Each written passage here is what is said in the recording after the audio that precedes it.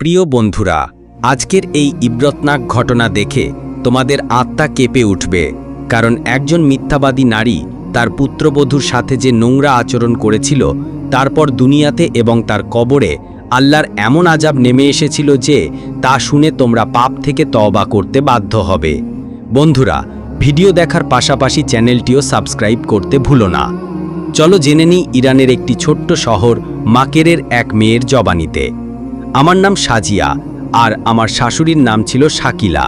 যখন আমি আমার শ্বশুরবাড়িতে এসেছিলাম তখন আমি ছিলাম মাত্র 16 বছরের একটি নাবালিকা মেয়ে। আমার স্বামী আফতাব আমার থেকে 10 বছরের বড় ছিল। আমাদের বংশে মেয়েদের বিয়ে তাড়াতাড়ি করে দেওয়া হতো, এটা দেখে না যে মেয়ের বয়স কত, শুধু বিয়ে করার উপর জোর দেওয়া হতো। প্রতিটি মেয়ের মতো আমার মনেও বিয়ে আর শ্বশুরবাড়ি নিয়ে অনেক স্বপ্ন ছিল। আমি আমার ঘরে দুলহান সেজে বসে আফতাবের জন্য অপেক্ষা করছিলাম। আমার মনে এক অদ্ভুত ভয় ছিল, জানি না আমার স্বামী কেমন হবে আর শ্বশুরবাড়ির লোকজন কেমন হবে। আমি এসব ভাবছিলাম, হঠাৎ আমার ঘুমটা ঝটকা দিয়ে তুলে ফেলা হলো।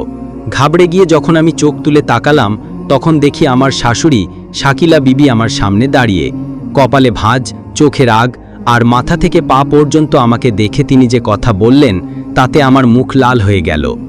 তিনি বলতে লাগলেন, আমি তোকে আমার ঘরের বউ করে এনেছি, তাই আমার কথা কান খুলে শুনে নে। আমাদের পুরো বংশের যত নারী আছে সবাই তাদের প্রথম সন্তান হিসাবে ছেলে জন্ম দিয়েছে। তোর বোনেরা, তোর ভাবিরা আর বাকি নারীরা সবাই দুইটা হিরে জন্ম দিয়েছে। এখন তোর কাছ থেকেও এই আশা যে তুই আমাকে খুব তাড়াতাড়ি নাতির মুখ দেখাবি। আমি ঘাবড়ে মাথা নিচু করে তার কথা শুনছিলাম, কিন্তু পরক্ষণেই তিনি হুমকির সুরে বললেন, আমার নাতি চাই, তাও এই বছরেই চাই। আমার একমাত্র ছেলে, আর আমি তার বংশকে এগিয়ে যেতে দেখতে চাই। যদি তুই আমার কথা মেনে আমার ইচ্ছা পূরণ করিস তাহলে আমি তোকে এই বাড়ির রানী বানিয়ে রাখব, আর তুই সব সময় আরামে থাকবি। কিন্তু যদি তুই আমার হুকুমের বিরুদ্ধে যাস তাহলে আমি তোর মা নয়, শাশুড়ি হয়ে যাব। এতটুকু বলে তিনি আমার গালে টোকা দিয়ে চলে গেলেন। আমি ভেবেছিলাম আমার শাশুড়ি নরম মেজাজের এবং ভালো স্বভাবের হবেন, কিন্তু তার এই কথা শুনে আমি হতবাক হয়ে গেলাম, আর তার প্রতি আমার ভয় জন্মে গেল। আমি এভাবেই ভয়ে ভয়ে বসেছিলাম। এমন সময় আফতাব ঘরে ঢুকল এবং আমার সামনে বিছানায় বসল। সে হাসি মুখে আমার সাথে কথা বলতে লাগলো, আর তার ব্যবহার তার মায়ের থেকে একেবারে ভিন্ন ছিল। ধীরে ধীরে আমার মনে আফতাবের প্রতি ভালোবাসা জন্ম নিতে লাগলো। আফতাবও আমার খুব যত্ন নিত, কিন্তু বিয়ের পরের দিনই আমার শাশুড়ি পুরো বাড়ির দায়িত্ব আমার কাঁধে তুলে দিল। আমি আমার বাপের বাড়িতেও কাজ করতাম, কিন্তু এভাবে পুরো বাড়ি সামলানো পাহাড়ের মতো মনে হলো। শাশুড়িকে খুশি করলে স্বামী রাগ করত, আর স্বামীকে সময় দিলে শাশুড়ি সতেক কথা শোনাতো। আমি এইসব পরিস্থিতির কারণে মানসিক চাপের শিকার হয়ে পড়েছিলাম। সকাল থেকে সন্ধ্যা পর্যন্ত আমি বাড়ির সব কাজ করতাম, আর যদি শাশুড়ির আত্মীয়রা চলে আসতো তাদের জন্য আলাদা খাবার তৈরি করতে হতো। রাতে আফতাব বাড়ি আসতো, তখন আমার ক্লান্ত মুখ দেখে রেগে বলতো, নিজের অবস্থা দেখো, নতুন বউ এমন হয়, তোমাকে দেখে মনে হয় আমাদের বিয়ে হয়েছে 10 বছর। অন্তত নিজেকে একটু সাজিয়ে রাখো, সবসময় কাজের মেয়ের মতো থাক। আফতাবের এই কথা শুনে আমার চোখে পানি এসে গেল। আমি কাঁদতে কাঁদতে বললাম, আমি কি করব? সারাদিন বাড়ির কাজে ব্যস্ত থাকি। তুমি যখন বাড়ি আসো তখনই আমি একটু ফুরসত পাই। আম্মিজিও আমাকে কোনো সাহায্য করেন না। আমি আমার স্বামীকে সবকিছু বলছিলাম, এমন সময় শাশুড়ি ঘরের বাইরে দাঁড়িয়ে সব শুনছিলেন। তিনি তৎক্ষণাৎ হায় হায় করতে করতে ঘরে ঢুকলেন এবং রেগে বলতে লাগলেন, হ্যাঁ, এই দিনই দেখার বাকি ছিল। আমি তোকে খুব ভদ্র ভেবেছিলাম, কিন্তু তুই তো খুব চালাক। এখানে এসে কয়েকদিন হলো, আর দেখ বেটা কিভাবে তোকে আমার বিরুদ্ধে ভরকে দিচ্ছে। বেটা, আমার হাঁটুতে ব্যথা ছিল, তুই জানিস আমার কোমর আর হাঁটুতে কত ব্যথা হয়। আমি ভেবেছিলাম একদিন যদি এই কাজ করে ফেলে তাহলে কি এমন কিয়ামত হয়ে যাবে, আখিরে এই বাড়িও তো তার। কিন্তু আমি কি জানতাম যে এই মেয়ে তার অলসতায় আমাকেও টেনে নিয়ে আসবে। আফতাব যখন তার মাকে কাঁদতে দেখল তখন সে আমার উপরই চড়াও হলো, বলল, দূর হয়ে যাও আমার চোখের সামনে থেকে, তুমি আমার মাকে কাঁদিয়েছ। খবরদার, যদি আবার আমার সামনে আমার মায়ের নালিশ করো। সারা রাত আমি বাইরে উঠোনে কাঁদতে কাঁদতে কাটিয়ে দিলাম, কিন্তু শাশুড়ি আমাকে ঘরে ঢুকতে বললেন না, স্বামীও না। পরের সকাল পর্যন্ত আমার শরীর জমে গিয়েছিল। ধীরে ধীরে শাশুড়ি আফতাবকে আমার বিরুদ্ধে ভরকে তাকে আমার থেকে দূরে সরাতে শুরু করল। 2 মাস কেটে গেলে একদিন আফতাব বাড়ি আসতেই শাশুড়ি বললেন, আফতাব, এটা কি ব্যাপার? বিয়ে হয়ে 2 মাস হয়ে গেল আর এখন আমাকে কোনো সুসংবাদ দেওয়া হলো না। আফতাব মাথা নিচু করে বসে রইল, কিন্তু আমার শাশুড়ি আমাকে তার পাশে বসিয়ে ব্যঙ্গ করে বলতে লাগলেন, কি ব্যাপার, তোর মধ্যে কোনো ত্রুটি তো নেই? আমি কি বন্ধা বউ নিয়ে এসেছি? এখনো পর্যন্ত তুই আমাকে সুসংবাদ কেন দিলি না? তারপর হুমকি দিয়ে বললেন, কাল সকালেই তুই ডাক্তারের কাছে যাবি এবং ওষুধ নিয়ে আসবি, বুঝলি? ভুল করে আমি আমার শাশুড়ির সামনে বলে ফেললাম, সন্তান দেওয়া বা না দেওয়া তো আল্লাহ তাআলার হাতে। যখন আল্লাহ সন্তান আসার লিখে দেবেন তখন আসবে। এখন তো বিয়ে হয়েছে মাত্র 2 মাস। আমার এই কথায় শাশুড়ি আমার চুলের মুঠি ধরে টেনে আমাকে তার সামনে করে বলতে লাগলেন, তোর এত সাহস যে আমার সামনে জিভ চালাস? তুই কে এটা বলার? আমার ছেলের সন্তান চাই, তাও আমার সামনে। নয়তো 2 মিনিট লাগবে না তোকে আফতাবের সাথে তালাক করিয়ে এই বাড়ি থেকে বের করে দেওয়ার। তালাকের নাম শুনে আমার শরীর কেঁপে উঠল। আমি কাঁদতে লাগলাম এবং আফতাবকে বলতে লাগলাম, সরফরাজ, চলো ডাক্তারের কাছে যাই। আমার এই অনুরোধে আফতাব আমাকে ডাক্তারের কাছে নিয়ে গেল। সব টেস্ট ঠিকঠাক এলো আর ডাক্তার কিছু ওষুধ দিয়ে দিল। কয়েক মাস পর আমি গর্ভবতী হলাম। শাশুড়ি খুব খুশি হলেন এবং খুশিতে আমাকে মিষ্টি খাওয়াতে খাওয়াতে বললেন, আমার নাতি আসছে, আমি নাতির দাদি হতে যাচ্ছি। আমিও মনে মনে দোয়া করছিলাম, আল্লাহ করুন আমার প্রথম সন্তান ছেলে হোক, নয়তো আমার শাশুড়ি আমার জীবন দুর্বিষহ করে দিবেন। শাশুড়ির বলায় আমিও ছেলের কথা ভাবতাম, কিন্তু যখন রাতে কোরআন পড়ে ঘুমাতাম তখন স্বপ্নে আমি একটি অপূর্ব সুন্দর মেয়ে দেখতাম। সে এতটাই সুন্দর ছিল যে আমি তাকে কোলে নিয়ে লরি শোনাতাম আর তার সাথে ভালোবাসা করতাম। সকালে আমি হাসতে হাসতে এই স্বপ্ন আমার স্বামীকে বললাম, কিন্তু তার মুখে ভাঁজ পড়ে গেল। সে বলতে লাগলো, এটা কি বাজে কথা বলছো? খবরদার যদি আম্মির সামনে মেয়ের নাম উল্লেখ করো। তুই জানিস না আমি শুধু এবং শুধু প্রথম সন্তান ছেলে দেখতে চান। তুই শুধু এই দোয়া কর যে ছেলে হোক, আমি খুশি হয়ে যাবেন। আমি চুপচাপ হয়ে গেলাম। 5 মাস কেটে গেলে শাশুড়ি আমাকে সোজা ডাক্তারের কাছে নিয়ে গেলেন। আল্ট্রাসাউন্ড করালেন। ডাক্তার জানালো আমি যমজ সন্তানের মা হতে যাচ্ছি। এটা শুনে শাশুড়ির খুশির কোনো সীমা ছিল না। তিনি তৎক্ষণাৎ হাসি মুখে বলতে লাগলেন, ভালো, আমার দুইটা নাতি একসাথে আসছে। কিন্তু ডাক্তারের পরের কথায় তার খুশি মাটিতে মিশে গেল। ডাক্তার বললেন, আম্মিজি, নাতি নয় বরং নাতনি। আসলে আপনার পুত্রবধূ 2 রাজকন্যার জন্ম দেবে। এটা শুনে শাশুড়ির মুখ বিকৃত হয়ে গেল। আমিও ভয়ে সিটিয়ে গেলাম। কিন্তু আমার মন তো খুশিতে নেচে উঠল যে আমি 2 মেয়ের মা হতে যাচ্ছি। কেউ যদি আমার শাশুড়ির মন থেকে এই খারাপ চিন্তা দূর করতে পারত। তিনি একেবারে চুপ হয়ে গেলেন। আমার শরীর বেশ খারাপ ছিল, তাই ডাক্তার কিছু ওষুধ দিয়ে বললেন, ডেলিভারি না হওয়া পর্যন্ত এই ওষুধগুলো অবশ্যই খেতে হবে, যাতে বাচ্চা ঠিকঠাক থাকে এবং কোনো জটিলতা না হয়। কিন্তু আমার শাশুড়ি এতটা নিষ্ঠুর হয়ে উঠলেন যে তিনি সেই ওষুধগুলোই আমাকে দিলেন না। বললেন, আমার ছেলের টাকা এত ফালতু নয়, সে হারামের টাকা কামায় না যে তোর উপর উড়িয়ে দেবে। হঠাৎ তিনি আমার সাথে তার ব্যবহার বদলে ফেললেন এবং আমাকে বাড়িতে নিয়ে এলেন। বাড়ি আসতেই তিনি বিছানার চাদর বদলে ফেললেন এবং নিজের ও আফতাবের সব কাপড় বের করে কাপড়ের স্তূপ বানিয়ে ফেললেন। ওয়াশিং মেশিনও আলাদা করে দিলেন এবং বললেন, এই সব কাপড় তাড়াতাড়ি ধুয়ে ছাদে শুকিয়ে আয়। আমার শরীর খারাপ ছিল। আমি কাঁদতে কাঁদতে বললাম, আম্মি, আমার সাথে এই জুলুম করো না। আমি এত কাজ কিভাবে করব? আমার অবস্থার উপর দয়া করো। কিন্তু শাশুড়ির কোথায় দয়া আসবে? আমি কাঁদতে কাঁদতে কাপড় ধুচ্ছিলাম। ক্ষুধার্ত ছিলাম। সারাদিন কিছু খাইনি। মাথা ঘুরতে শুরু করেছিল। শাশুড়ির ঘৃণা ও জুলুম এতটাই বেড়ে গিয়েছিল যে তিনি একেবারে ফেরাউন হয়ে বসেছিলেন। আমি শাশুড়ির চোখের আড়ালে আফতাবকে ফোন করলাম। তখন সে চাকরিতে ছিল। 2 বার কল দেবার পর সে আমার কল ধরল। আমি কাঁদতে কাঁদতে আফতাবকে বললাম, তাড়াতাড়ি বাড়ি এসো, আমি আমার সাথে ভালো ব্যবহার করছেন না। এই কথাগুলো আমার মুখে ছিল। এমন সময় শাশুড়ি আমার হাত থেকে ফোন কেড়ে নিয়ে বললেন, বেটা, আসার সময় ডাল সবজি নিয়ে আসিস। তারপর নিজেই ফোন বন্ধ করে দিলেন। তারপর রেগে মোবাইল তুলে মেঝেতে আছড়ে ফেললেন। মোবাইল টুকরো টুকরো হয়ে গেল। আমার গালে একটা চড় মেরে বলতে লাগলেন, তোর অনেক সাহস হয়েছে, আমার ছেলের কাছে আমার নালিশ করবি? যেমন তুই অপয়া, তেমনি মেয়ে জন্ম দিয়ে দেবি। আমি যদি জানতাম তবে তোকে কখনো বিয়ে করে আনতাম না। এখন দেখ আমি কিভাবে আফতাবের সাথে তোর তালাক করিয়ে দিই। রেগে আমাকে ধরে বাইরে নিয়ে এলেন এবং বললেন, এই সব কাপড় ছাদে ফেল। আমি কাঁদতে কাঁদতে বললাম, আমি সিঁড়ি কিভাবে উঠব? কিন্তু তিনি রেগে আমাকে গালি দিতে লাগলেন।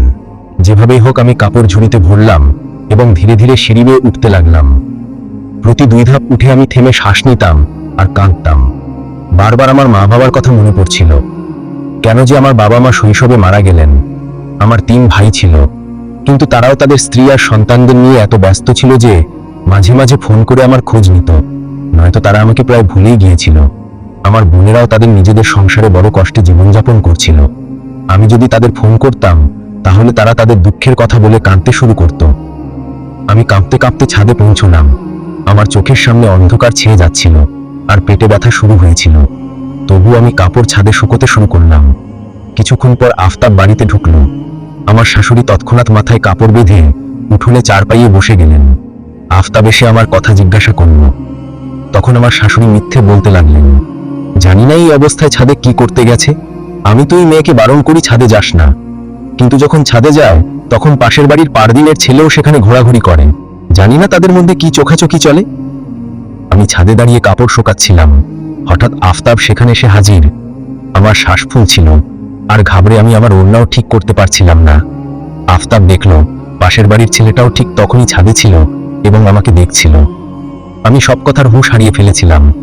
আফতাব সেখান থেকেই চিৎকার করে উঠল। আমি মা হতে চলেছিলাম, তবুও তারা আমার অবস্থার প্রতি দয়া করল না। সেখানে ছাদের এক কোণে পড়ে থাকা কাঠের লাঠি তুলে সে আমাকে মারতে শুরু করলো। আমার মাথায়, কাঁধে, পিঠে সে লাঠি দিয়ে আমাকে নীল করে দিয়েছিল। আমি ফুপিয়ে ফুপিয়ে কাঁদছিলাম। আমার দোষটা কি? আমি আর কত জুলুম সহ্য করব? আমি অজ্ঞান হয়ে গেলাম। যখন জ্ঞান ফিরল তখন আমি ছাদে লাবারিশের মতো পড়েছিলাম। আমাকে জ্ঞানে আসতে দেখে আমার স্বামী রেগে আমাকে দেখল এবং বলতে লাগলো, যদি তুই আমার সন্তানের মা না হতিস তাহলে আমি কবেই তোকে তালাক দিয়ে দিতাম। তোর মতো চরিত্রহীন মেয়েকে আমি আমার বাড়িতে রাখতে পারি না। আমি কাঁদতে কাঁদতে তার সামনে হাত জোড় করে আমার হতে যাওয়া সন্তানদের কসম খেয়ে বললাম, আমি কসম করে বলছি, আমি তোমার আমানতে কোনো খেয়ানত করিনি। আমার শরীর খারাপ থাকার পরেও তোমার আম্মি আমাকে ছাদে গিয়ে কাপড় শুকাতে বলেছিলেন। আমার খারাপ অবস্থা দেখে অবশেষে আফতাবের কিছুটা দয়া হলো। সে আমাকে ছাদ থেকে নিচে নিয়ে এলো এবং তার মায়ের সাথেও কিছুটা তুখর ব্যবহার করল। যখন আমার শাশুড়ি তাকে বললেন যে আমি মেয়েদের মা হতে যাচ্ছি, তখন আফতাব হাসল। এখন তারও তার মেয়েদের প্রতি ভালোবাসা জন্মে গিয়েছিল। শুধু তার মায়ের ভয়ে সে তা প্রকাশ করত না, কিন্তু তার মায়ের কি জালিম ব্যবহারের জন্য সে স্পষ্ট কথাই বলল, ছেলে হোক বা মেয়ে আমার কিছু যায় আসে না, দুজনেই আমার জিগরের টুকরো হবে। আমি তাদের লালন পালন করব আর তারা তাদের রিজিক নিয়েই আসবে। যিনি আমাকে মেয়ে দিয়েছেন তিনি ছেলেও দেবেন। আমার স্বামীকে এভাবে বদলাতে দেখে আমার মনে কিছুটা শান্তি এলো। এভাবেই সময় কেটে গেল এবং তারপর আমি 2 মেয়ের জন্ম দিলাম। একজন সুস্থ ছিল কিন্তু আরেকজন বেশ দুর্বল ছিল। আমার শাশুড়ি কখনো আমার মেয়েদের কোলে তোলেননি, এমনকি তাদের কাছ থেকে দেখতেও চাননি। উল্টো যেদিন আমি হাসপাতাল থেকে আমার 2 মেয়েকে নিয়ে বাড়ি ফিরলাম, আমার শাশুড়ি উঠোনে মাথায় কাপড় বেঁধে এমনভাবে দাঁড়িয়েছিলেন যেন মেয়ে নয়, বাড়িতে কোনো জানাজা ঢুকছে। স্বামীর সামনে তার ব্যবহার কিছুটা ভালো হতো, কিন্তু স্বামী চলে গেলে তিনি ঝুড়ি তুলে আমাকে আর আমার মেয়েদের বদদুয়া দিতেন। তিনি বলতেন, তোরা 3 জনই ডাইন, তোরা 3 জন আমার ছেলেকে আমার কাছ থেকে কেড়ে নিয়েছিস, তোরা 3 জন আমার জীবনকে আজাব বানিয়ে দিয়েছিস। আমি চুপচাপ তার প্রতিটি কথা শুনতাম। একদিন আমার 2 মেয়ে বিছানায় শুয়ে ঘুমাচ্ছিল আর আমি নামাজ পড়ছিলাম। তখন শাশুড়ির আওয়াজ এলো। তিনি চিৎকার করে বলছিলেন, আমার ক্ষুধা লেগেছে, এসে রুটি বানিয়ে দে। আমি তাকে আগেই বলে দিয়েছিলাম যে আমি নামাজ পড়ছি, কিন্তু তারপরেও তিনি অবিরাম চিৎকার করতে থাকলেন। এটা ভেবে যে আমি ঘুমাচ্ছি, তিনি লাঠি নিয়ে ঘরে ঢুকলেন। আমার 2 মেয়ে তার চিৎকারে জেগে উঠেছিল। শাশুড়ি আমাকে নামাজ পড়তে দেখে মেয়েদের শান্ত করার বদলে রেগে তাদের দিকে এগিয়ে গেলেন এবং তাদের পায়ে লাঠি দিয়ে মারলেন। এত জোরে মারলেন যে তাদের চিৎকার আজও মনে করলে আমার হৃদয় থেকে আহা নির্গত হয়। আমি সেখানেই মাটিতে বসে কাঁদতে লাগলাম, কিন্তু নামাজ ভাঙলাম না। নামাজ শেষ করার পর যখন উঠলাম তখন আমার মেয়েরা নীল হয়ে গিয়েছিল। এখন আমার ধৈর্যের বাঁধ ভেঙে গিয়েছিল। আমি কতদিন আর তাদের বয়সের সম্মান করব? এতদিন আমি তাকে বয়স্ক মহিলা মনে করে সম্মান করেছিলাম, কারণ তিনি সম্পর্কে এবং মর্যাদায় আমার থেকে বড় ছিলেন। কিন্তু আজ আমার ধৈর্য ভেঙে গেল। আমি রেগে বাইরে বেরিয়ে এলাম এবং বলতে লাগলাম, এটা কি করলেন আপনি? আপনি মানুষ না শয়তান? একবারও কি আমার মেয়েদের প্রতি আপনার দয়া হলো না? আপনার মতো নারী নারী বলার যোগ্য নয়। এমন কি ঘৃণা ছিল যে মানুষ ভালো মন্দের তফাৎ ভুলে গেল? এতটুকু বলে আমি আমার শাশুড়ির গলা ধরে ফেলেছিলাম। আমি জানি না আমার মধ্যে এত সাহস কোথা থেকে এলো, কিন্তু আমি আমার শাশুড়িকে জোরে পিছনে ধাক্কা দিলাম আর তিনি মাটিতে পড়ে গেলেন। এটা সম্ভবত আমার দুর্ভাগ্য ছিল যে ঠিক তখনই আফতাব বাড়িতে ঢুকল। বাড়িতে ঢুকেই সে এই দৃশ্য দেখল যে আমি আমার শাশুড়িকে মেরে ফেলছি। সে রেগে এগিয়ে এলো, আর আমার শাশুড়ি তো সুযোগ পেয়ে গেলেন। কাঁদতে কাঁদতে তিনি তার ছেলের বুকে জড়িয়ে ফুপিয়ে ফুপিয়ে বলতে লাগলেন, দেখ তোর বউ আমার ওপর কিভাবে জুলুম করছে। আমার তো ভাগ্য খারাপ ছিল যে এই মেয়েকে বউ বানিয়ে এনেছি। আমি আফতাবকে কাঁদতে কাঁদতে বলছিলাম, দেখো তোমার মা আমার 2 মেয়েকে কি নিষ্ঠুরভাবে মেরেছে। কিন্তু আমার কোনো কথা না শুনে আফতাব আমাকে তালাক দিয়ে দিল। তালাক দিয়ে বলল, এই বাড়ি থেকে দূর হয়ে যাও, তোমার এই বাড়ির সাথে আর কোনো সম্পর্ক নেই। তালাকের কথা শুনে আমার শরীর যেন ঠান্ডা হয়ে গেল। আফতাবের সাথে আমার সম্পর্ক শেষ হয়ে গেল। আমি আমার আহত মেয়েদের তুলে নিয়ে কাঁদতে কাঁদতে আফতাবকে বললাম, শেষবারের মতো এই মেয়েদের দেখে নাও, এদের পা খুব আহত, আমি মিথ্যা বলছি না। কিন্তু আমার কোনো কথা না শুনে আফতাব বাড়ি থেকে বেরিয়ে গেল। আমি আমার মেয়েদের নিয়ে সোজা হাসপাতালে পৌঁছলাম। হাসপাতালে পৌঁছে আমি আমার ভাইদের ফোন করলাম। কিছুক্ষণ পরই আমার ভাইরা সেখানে পৌঁছে গেল। তাদের বুকে জড়িয়ে আমি বলতে লাগলাম যে আমার স্বামী কিভাবে আমাকে তালাক দিয়েছে, আমার শাশুড়ি আমার উপর অসীম জুলুম করেছে এবং আমার জীবন ধ্বংস করে দিয়েছে। ডাক্তাররা যখন আমার মেয়েদের পরীক্ষা করলো তখন বললেন, আমার যে মেয়েটি খুব দুর্বল ছিল সে তার পা থেকে চিরকালের জন্য অক্ষম হয়ে গেছে। সে কখনো হাঁটতে পারবে না, আরেকজন টলমল করে হাঁটতে পারবে। আমি আমার 2 মেয়েকে নিয়ে যখন আমার মায়ের বাড়িতে পৌঁছলাম তখন 3 ভাবি দুঃখের সাথে আমার স্বাগত জানালো। আমার ভাবিরা আমার ভাইদের বলতে লাগলেন, এখন এই মেয়ে এখানেই থাকবে, এর 2 মেয়ে তো খুব ছোট, এদের খরচ, স্কুলের পড়াশোনা এসব কে করবে? কালকে এদের বিয়েও তো করতে হবে। এসব কিছু তোমরা 3 ভাই কিভাবে করবে? নিজের সন্তান পালবে নাকি তোমার বোনের 2 মেয়ে? আমি এই বাড়িতে এসে 1 ঘন্টাও কাটাইনি আর আমার ভাবিরা এমন কথা বলতে শুরু করলো। আমি কাঁদতে লাগলাম, হে আল্লাহ, এই দুনিয়ায় অসহায় মানুষের কেউ নেই। যখন বিপদ আসে তখন নিজের লোকজনও মুখ ফিরিয়ে নেয়। আমি যেভাবে পারলাম আমার জীবিকা শুরু করলাম। আমি 10ম শ্রেণী পর্যন্ত পড়েছিলাম, তাই বাড়িতে বাচ্চাদের টিউশন পড়ানো শুরু করলাম। আর আমি সেলাইও জানতাম, তাই মানুষের কাপড় সেলাই করে খরচ চালানো শুরু করলাম। এখন আমি আমার ভাইদের ওপর বোঝা ছিলাম না, নিজে কামিয়ে নিজে এবং আমার মেয়েদের খাওয়াচ্ছিলাম। কিন্তু তারপরেও আমার ভাবিরা আমাকে কথা শোনাতো, কারণ আমি তালাকপ্রাপ্ত ছিলাম। আমাদের সমাজে তালাকপ্রাপ্ত নারীর কোনো সম্মান করে না। আমার স্বামী পিছন ফিরে আমার মেয়েদের খোঁজ নেয়নি, আমারও না। অনেকবার যখন আমার ভাইয়ের বাচ্চারা আমার মেয়েদের ঠাট্টা করত এবং তাদের মারত তখন আমার কষ্ট হতো, কিন্তু আমি কি করব? এখান থেকে অন্য কোথাও যেতেও পারতাম না। একদিন মহল্লায় খবর পৌঁছলো যে আমার শাশুড়ি আফতাবের 2য় বিয়ে দিয়েছেন, আর 2য় বিয়ে থেকে আল্লাহ তাআলা আফতাবকে একটা ছেলে দিয়েছেন। এটা শুনে একটা গভীর শ্বাস ফেললাম। যদি আল্লাহ তাআলা চাইতেন তাহলে আমাকেও ছেলে দিতেন, আর আমি আজ আফতাবের সাথে হয়তো হাসি খুশি জীবন কাটাতাম। কিন্তু সম্ভবত আমার কপালে এই ঠোকর খাওয়া লেখা ছিল। ধীরে ধীরে সময় কেটে গেল, আমি জামানার ঠোকর খেয়ে শক্ত হয়ে গেলাম। কিন্তু অন্যদিকে আমার শ্বশুরবাড়ির পাশের মহল্লার এক মহিলা, যিনি প্রায়ই তার বোনের সাথে দেখা করতে এখানে আসতেন, তিনি আমাকে আমার শ্বশুরবাড়ির খবর দিতেন। একদিন যখন তিনি আমাদের বাড়িতে এলেন, তিনি আমাকে বললেন, আফতাবের বউ তো বড় তীক্ষ্ণ আর চালাক মহিলা। আফতাবের বউ হয়েও সে পাশের বাড়ির ছেলেদের সাথে ফোনে কথা বলে। আমি নিজে তাকে ছাদে অনেকবার ছেলেদের সাথে চোখাচোখি করতে দেখেছি। একদিন জানি না শাশুড়ি আর পুত্রবধূর মধ্যে কি নিয়ে ঝগড়া হলো। আফতাব তার বউকে বোঝানোর বদলে তার মায়ের ওপরই চিৎকার করতে লাগলো। গত 1 সপ্তাহ ধরে আফতাব তার বউকে নিয়ে তার শ্বশুর বাড়ি চলে গেছে, আর তার মা বাড়িতে একা আছেন। এটা শুনে আমি ভাবতে লাগলাম যে সম্ভবত এটাই আমার শাশুড়ির কৃতকর্মের শাস্তি। যে মিথ্যে অপবাদ তিনি আমার উপর চাপিয়েছিলেন তার 2য় পুত্রবধূর ক্ষেত্রে সত্যি হয়ে গেল। শুধু তাই নয়, যে ছেলের জন্য তিনি জীবন দিতেন সেই ছেলেই তাকে ছেড়ে চলে গেল। আমার শাশুড়ি তার নিজের ছেলের হাতে অপমানিত হলেন। তারপর এমন এক সময় এলো যখন আমার শাশুড়ির ইন্তেকাল হলো। শাকিলা বিবির মৃত্যু 7 দিন কেটে গিয়েছিল, কিন্তু কেউ জানত না। পুরো মহল্লায় ভয়ানক দুর্গন্ধ ছড়িয়ে পড়ল। এতটাই দুর্গন্ধ যে কেউ বুঝতে পারছিল না এটা কোথা থেকে আসছে। টাকা দিয়ে নর্দমা পরিষ্কার করানো হলো, কিন্তু দুর্গন্ধ কমল না। যখনই কেউ শাকিলা বিবির বাড়ির কাজ দিয়ে যেত তখন দুর্গন্ধ অসহ্য হয়ে উঠত। অবশেষে মহল্লার লোকজন আফতাবকে ফোন করল। বাড়ি খুলে দেখা গেল ভিতরে শাকিলা বিবি মৃত অবস্থায় পড়ে আছেন। শোনা গেল তিনি মারা গেছেন 6-7 দিন হয়ে গেছে। ঘরের মেঝেতে তার লাশ পড়েছিল, আর তাতে পোকা পড়ে গিয়েছিল। তার মুখ এবং চোখ পোকা খেয়ে ফেলছিল, আর শরীরের মাংস বেরিয়ে এসেছিল। এই দৃশ্য খুবই ভয়ানক ছিল। পুরো মহল্লায় ঘোষণা করা হলো যে শাকিলা বিবির ইন্তেকাল হয়েছে। লোকজন জড়ো হতে লাগলো, কিন্তু লাশের অবস্থা এত খারাপ ছিল যে তার কাছে যাওয়া কঠিন হয়ে গেল। যে কেউ লাশের কাছে যেত তার বমি হয়ে যেত। অবস্থা এমন ছিল যে লোকজন জানাজাতেও অংশ নিচ্ছিল না, আর যারা অংশ নিয়েছিল তারা বড় কষ্টে শ্বাস নিচ্ছিল। যখন শাকিলা বিবিকে কবরে নামানো হলো তখন আফতাব এবং জুবায়ের কবরের মধ্যেই ছিল। হঠাৎ কবরে আগুন জ্বলে উঠল। আফতাব এবং জুবায়ের বাইরে বেরিয়ে এলো। লোকজন ভয়ে দৌড়াতে লাগলো, আর হট্টগোল শুরু হয়ে গেল।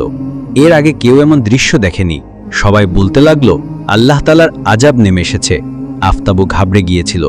যখন সে এগিয়ে তার মায়ের অবস্থা দেখল তখন সে অজ্ঞান হয়ে গেল। কাফন খুলে গিয়েছিল। শাকিলা বিবির পেট ফেটে গিয়েছিল, আর একটা বড় কালো সাপ তার পেট থেকে বেরিয়ে তাকে কামড়ে কামড়ে খাচ্ছিল। লোকজন প্রথমে ঘাবড়ে গেল, কিন্তু তারপর তাড়াহুড়ো করে কবরে মাটি চাপা দিয়ে তা বন্ধ করে দেওয়া হলো। তো প্রিয় বন্ধুরা, ভিডিওটি ভালো লাগলে আমাদের চ্যানেলটি সাবস্ক্রাইব করে রাখুন। ধন্যবাদ সবাইকে।